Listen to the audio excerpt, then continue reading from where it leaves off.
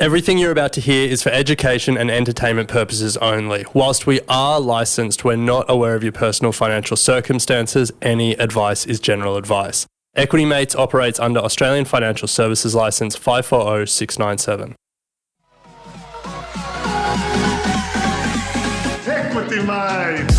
I will say this about investing. Everything you do learn is cumulative. What I learned at 20 is useful. Welcome to another episode of Equity Mates, a podcast where we explore what's possible in the world of investing. If you've just joined us for the very first time, a huge welcome to the Equity Mates community. My name is Bryce, and as always, I'm joined by my equity buddy, Ren. How are you? I'm very good, Bryce. Very excited for this episode. Very excited anytime we get to talk about this topic, this particular market, and that is India. Yes, we are joined by Nitin Mathur. He's an investment director associated with Fidelity's India Fund and Global Emerging Market Fund. And yeah, today we are going deep on all things India. I mean, the Indian economic story is fascinating. It's certainly captured a lot of retail investors. The share market performance is where we start. We are an investing podcast, up 25% in the past year, up 100% in the past, more than 100% in the past 5 years. So the Indian stock market has been a good one since COVID, really. Yes. But in our lifetimes, we've lived through two economic miracles. When we were younger, the Chinese economic miracle took 800 million people out of poverty, just an amazing thing that happened economically. But right now, the Indian story is perhaps not at the same scale as China, but it is fascinating. In the past decade, it's gone from the 10th largest economy in the world to the 5th largest, and the percentage of Indians living under the poverty line has dropped from 19% to just under 12%. So it is a fascinating story. India is getting connected. There's a massive digitization of their currency. Cheap smartphones are getting more and more people online, and the economy is massively changing as a result. So it's really exciting what's happening, and it's really exciting that we as Australians sitting halfway around the world have a chance to invest in it if we so choose. Yeah, I know there are a lot of the Equity Mates community actively looking for ways in which to invest in India. So this episode is certainly for you.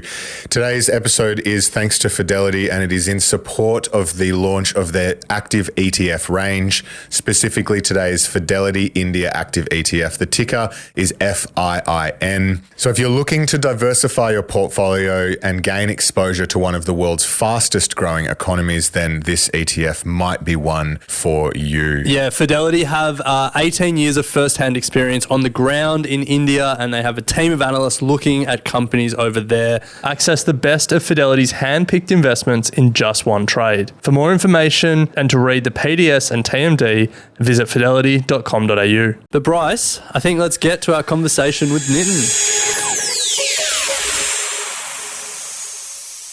Well, Nitin, welcome to Equity Mates. Thank you so much for having me here. So Nitin, you're an investment director associated with Fidelity's India Fund and the Global Emerging Market Fund. And today we're exploring Fidelity's India Active ETF, ASX ticker FIIN. So let's start with the investment approach. How would you define your investment philosophy? So philosophically, what we're trying to do here is to create a portfolio of high quality companies that we understand, and we want to buy them at the right price. And once we find a company like that, we want to hold it for a longer period of time. When I say longer period, we want to be there for the next 5-7 years. And when I talk about quality, there are a couple of things that we are looking at in a particular company. So the first thing to look at is the quality of the management of the company. Then we look at the quality of the business. And finally, we look at the quality of the sector in which they are operating. So once we find a company which is operating in a sector which is in a structurally growth kind of a area, and within that a company which is well managed and which is taking market share in that kind of a sector, that's where we want to be. But understanding this quality is very, very important. You can run screens, you can find the good quality companies, but understanding why a company is good quality is where 80-90% of our time goes in. So we do a lot of research. We have a team based in India, which is 9 analysts that supports us. It's one of the largest team on the buy side in India. And then Amit Goel, who is the portfolio manager, he also runs the Global Emerging Markets Fund. So he brings in his perspective of global emerging markets and where India is in that context to create that portfolio. And we have around 50-ish companies in our portfolio at one point in time. I love that. You really encapsulated a lot of complex investing in like quite a simple investing philosophy. In some ways, you make it sound quite easy. Good and growing sectors, good businesses in those sectors run by great management teams. The challenge is, and where the rubber hits the road is being able to identify those good ones. So maybe you can help us bring that investment philosophy to life through some of the India fund's holdings. What are some examples of companies that meet those criteria? So let me talk about a couple of them. The first is a company called ICICI Bank. It is the second largest private sector bank in India, and it is one of the larger holdings that we have in the portfolio. This company has actually had its problems in the past. So the asset quality issues were there in a down cycle earlier, in a few down cycles earlier. But in 2018, a new management came in, and they have slowly been able to change the culture of the company. And when I say culture, that's something which takes a long time to change. So we have been interacting with the company, going to them to understand what this change entails and whether it's for real or not. And you meet them over and over again to understand that. And once we had that conviction that they have been able to change the underwriting culture, that's when we kind of invested in the company. And over time, their non-performing assets have come down from around 10%-ish to 2-3% now. And they have been able to sustain that now. Then it's a company which is operating in a very good sector. So there's a lot of structural growth in that sector that we have. So for example, your mortgage to GDP penetration in India is around 11-12%. I guess in Australia, it is around 90% or so. Similarly, your credit card penetration is quite low, 3-4% credit card penetration per household in India. In Australia, I think it should be around 60-70%. The other thing is that this company, the private sector banks in India are actually taking market share from public sector banks, which are less efficient. These companies have better technology. They do a lot of good service to the clients. And all that leads to two things. First, structural growth. Second, market share gains. So good sector to be in, and they have low cost of funds as well. So this company has a lot of current accounts and savings accounts, which accounts for 40-45% of their funding. So low cost of funds, then you can lend that to the good quality clients, and that's how you end up with a mid-teen return on equity, 2.5% return on assets. And the bank is available to us at 3 times price to book. So, Nitin, we want to turn to the big question, which is what's next for India? We continue to be, I guess, excited and amazed by the performance of the stock market. The Nifty 50, which is the top 50 companies listed in India, is up 25% in the past year and more than 100% in the past 5 years. So the question is the economy keeping up with the share market? Yeah, I think if you look at the GDP growth in India in the last few years, it has been in the range of 7-8%. So you are investing in an economy which is growing much better compared to other large global emerging markets or even developed markets. But beyond that, I mean, if you think about the growth in the economy versus the stock market, I think there was a little bit of a catch-up which was done by the stock markets. So if you look at the Indian economy pre-COVID, 5 years pre-COVID, you will see that your interest rates came down, from around 8% to 4%. Your inflation came down from 10-12% to 5-6%. You had your improvements in your current account deficits, your fiscal deficit, foreign exchange reserves went up. The bank balance sheets got cleaned up. The corporate balance sheets got cleaned up. So there was a lot of good things which have happened in the economy. But then COVID hit and it delayed the recovery. So when market actually, post-COVID, we saw a lot of, growth in the market. But, you also have to see the sentiment around at that time, because government was doing a lot of investment in infrastructure. So your infrastructure investments increased from around 600-700 billion US dollars every year pre 2020 to around 1,200 billion US dollars post 2020 in the next 5 years. Plus, there was a lot of impetus for manufacturing, which is something India has been behind the curve on, and that all led to positive sentiments, and you had the fundamentals of the economy there. So that all led to good performance in the stock market. But then you also have to see, balance it out by looking at the economy and what was happening in reality there. So the recovery was actually a little two-paced. The higher end segment of demand was actually doing very well, while the lower end segment, your rural demand versus your urban demand, that's where the recovery was more patchy. And that was reflected in the numbers as well. So if you look at the car sales growth versus your two-wheeler sales growth, your cars were growing much faster. Within cars, your higher-end cars were doing much better compared to your entry-level cars.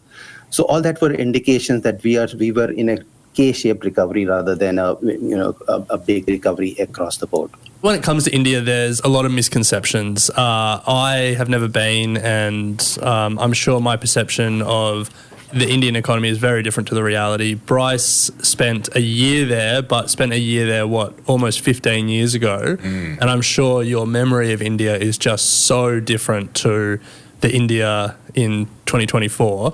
So, Nitin, I'd love to hear what some of the more common misconceptions you hear when you're speaking to investors and just people generally about India, and how different is it to those perceptions? Oh, sure. One of the things that you would think about in India, because your penetration levels of a lot of products and services in India is very low. So your car penetration, your air conditioner penetration, your credit card penetration, they're all in single digits. So you're looking at that kind of a context, you would believe that your digital payments would be very low comparatively.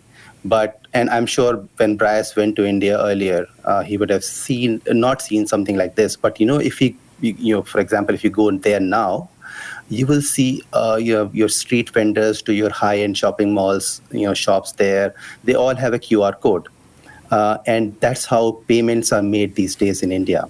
So your digital payments, India is actually one of the leaders in the globe in terms of digital payments. So there's been a 90 times jump in the number of digital payments transactions happening in India in the last 12 years.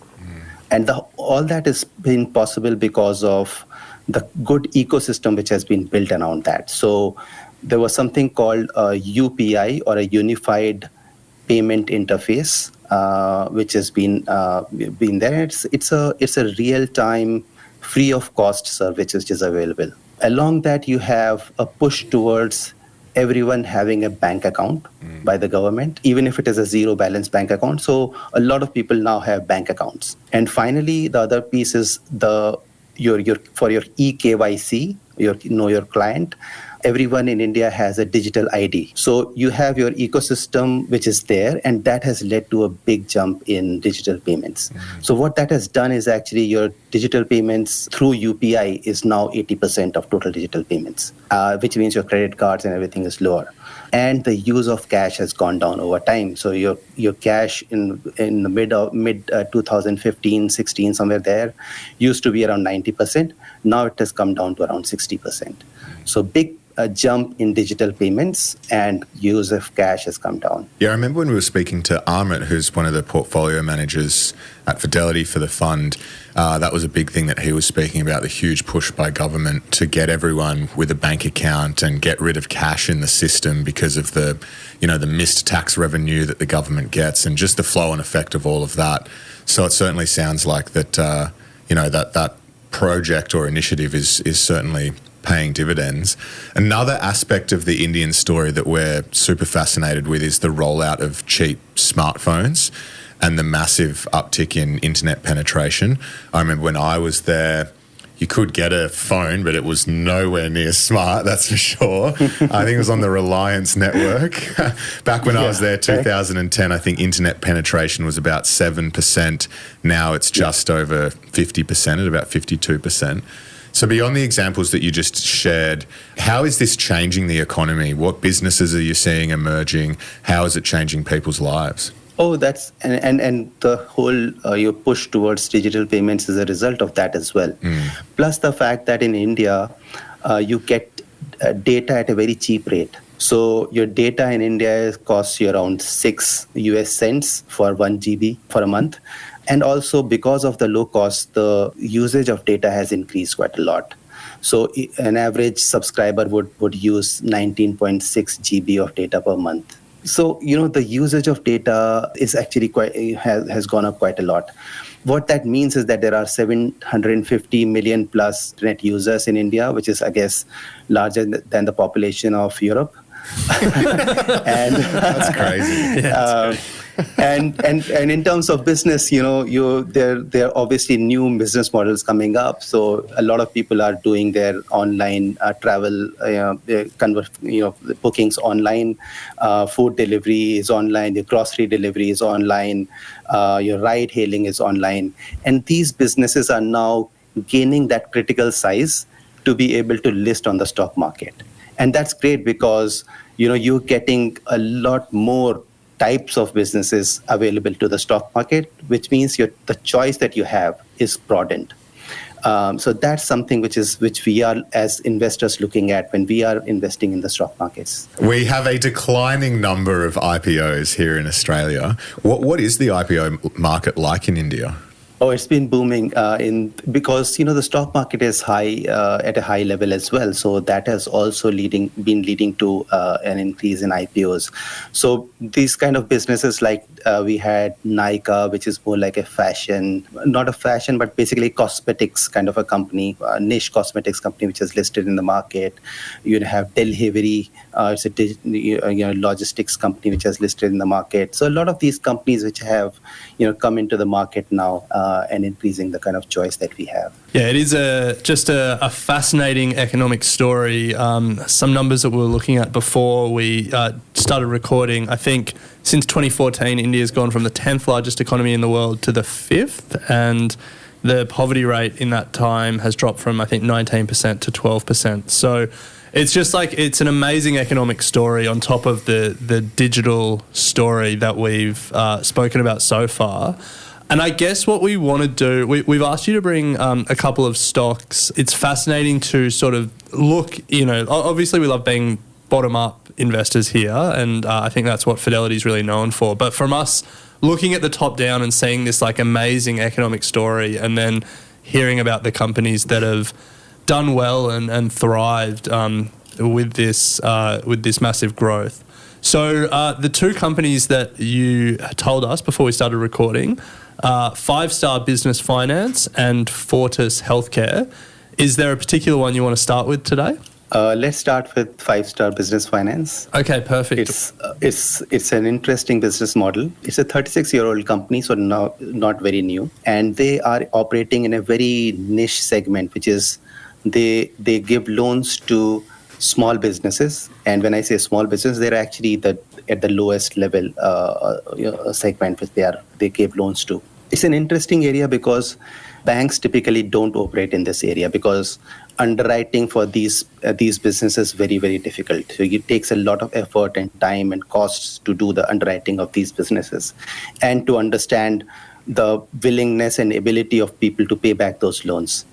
So this company has actually created a niche for itself in that particular segment where they're actually competing with the local money lenders. What they're doing is that they give small loans for a longer tenure. So the typical loan size, if you convert into US dollars, Australian dollars, is around 5,000 Australian dollars. And they give that loan for around 3 to 6 years. So small quantity, but for a longer period of time. And they do secured only loans. So 100% of their loans are secured, 95% against the self-owned properties of the loanees. Their edge is actually to understand these businesses very well. So they operate in 5-6 states in the south of India, They understand the micro markets in those states very well. Their staff recruited from those micro markets. So every micro market would have a kind of business which is in those areas. So because these guys are from those micro markets, they understand the business very well.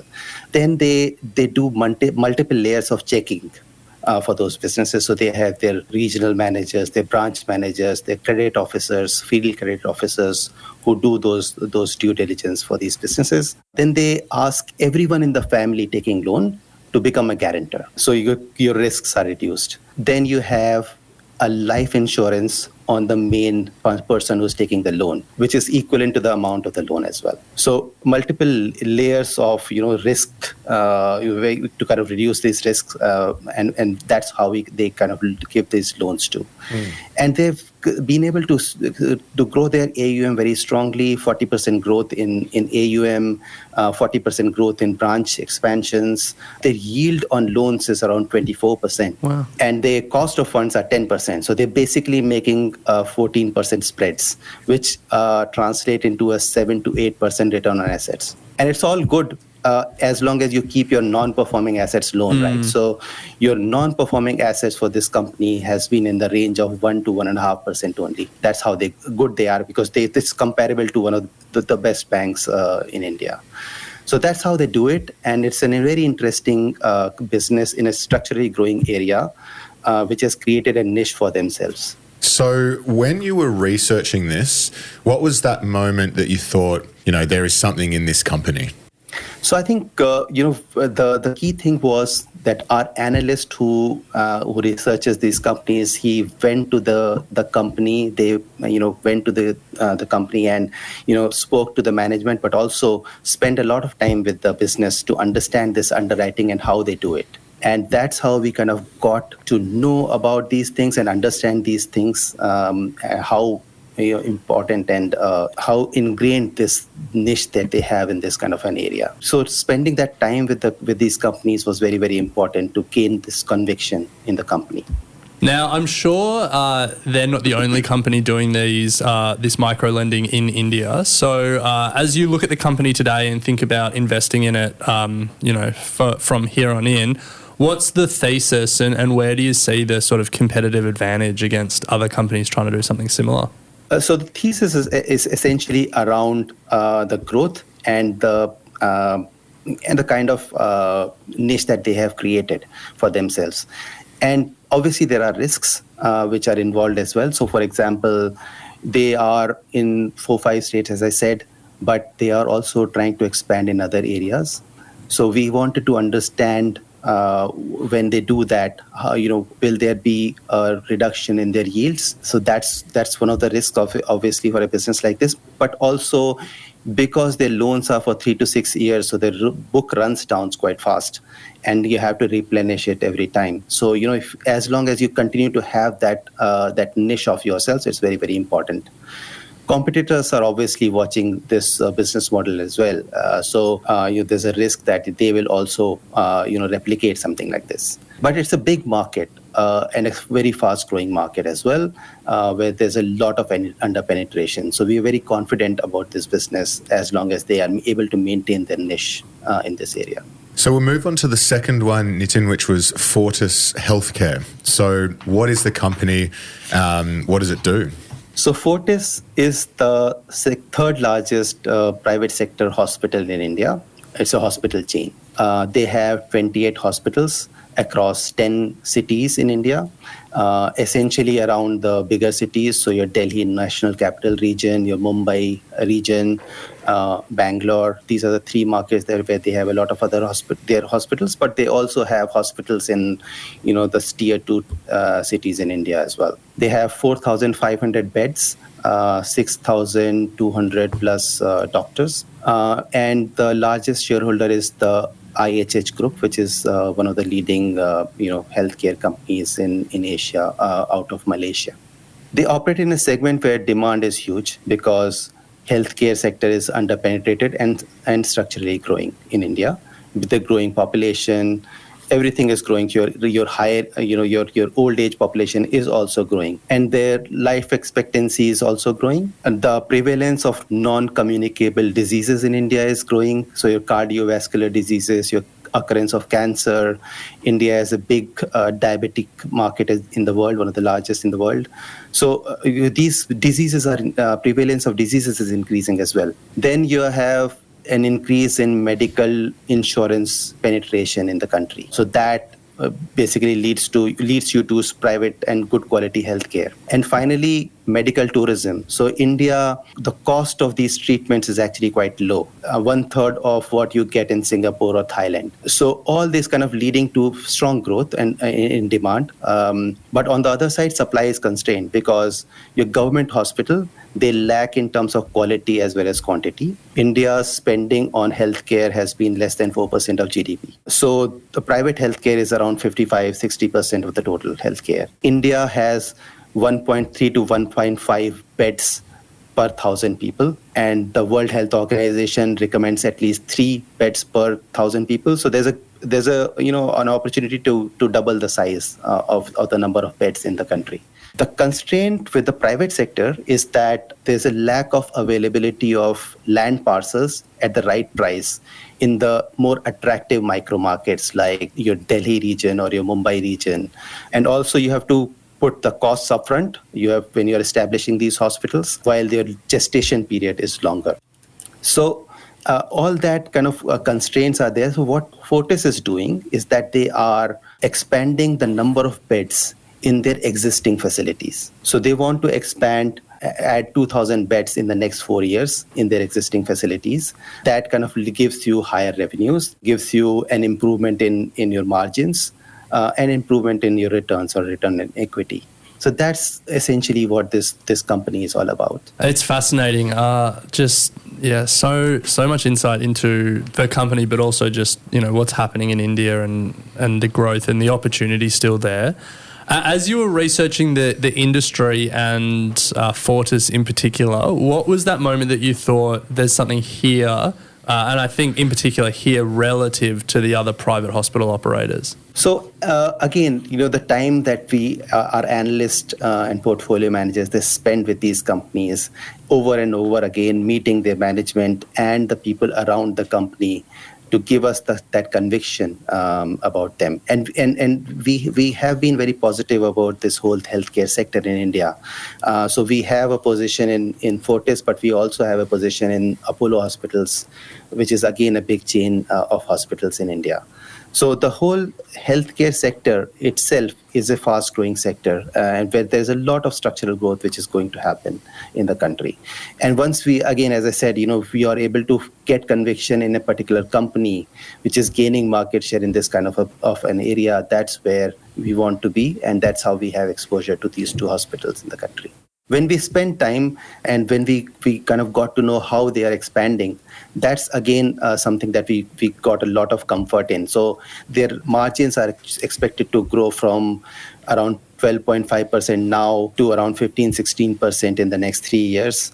Their return on equity is expected to grow from 7.5% to 10-11% in the next 3 years. So we have that conviction that these with the growth in number of beds, they will be able to execute this. Well, certainly the market seems to be pretty bullish, up 47% in the past 12 months. So, a great company that we haven't heard of.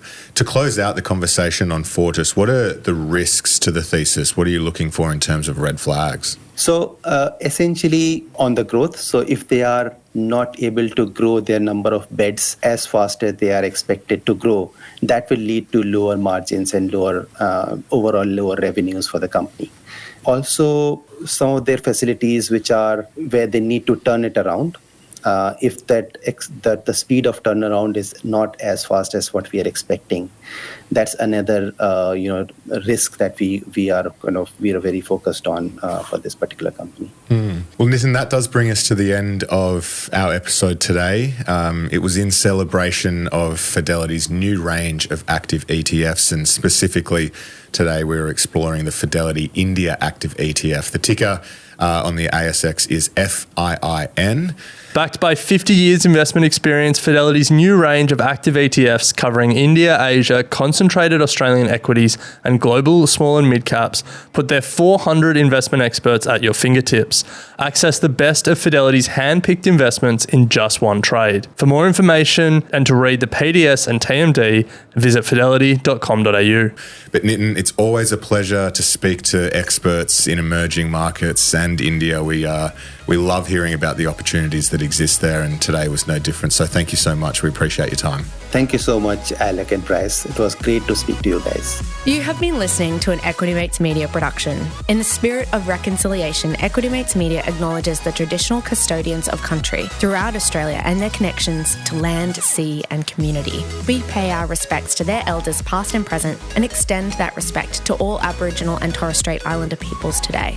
This podcast is intended for education and entertainment purposes. Any advice is general advice only and has not taken into account your personal financial circumstances, needs, or objectives. Before acting on general advice, you should consider if it is relevant to your needs and read the relevant product disclosure statement. And if you're unsure, please speak to a financial professional. The hosts of this podcast and their guests may have positions in the companies mentioned. Equity Mates Media operates under an Australian Financial Services Licence 540697.